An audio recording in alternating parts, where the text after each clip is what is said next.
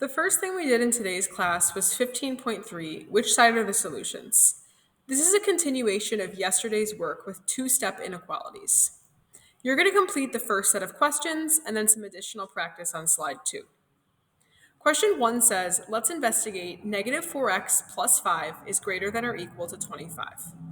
In step 1, you're asked to solve the equation with an equal sign. Notice that they replaced the inequality symbol, greater than or equal to, with simply that equal sign. And so you're solving a two-step equation, just like we did in our last topic of the unit. Remember, you want to draw a line underneath the equal sign and always do the same thing on both sides. So your first goal will be to isolate negative 4x, which means you have to get rid of plus 5. Go ahead and pause this video and solve the equation in part A.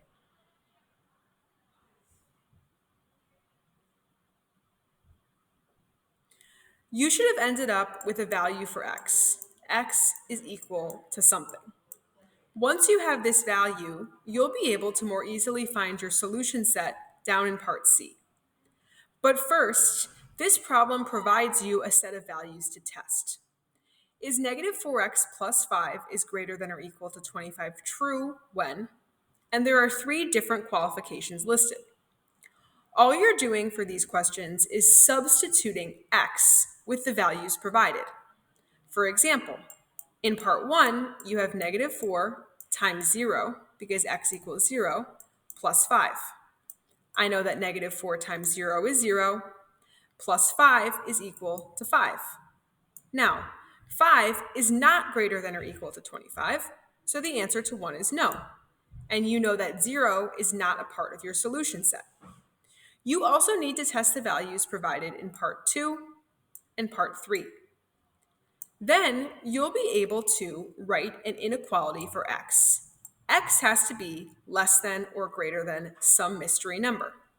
Remember, in part A, you were given that key number when you solved the equation. Now, you simply need to determine whether x can be greater than or less than that value you already found.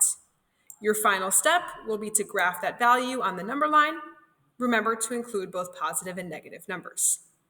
When you finish slide 1, there are a few additional practice questions available on slide 2. Don't forget to send me an email when you complete the makeup assignment so it can be graded towards your participation.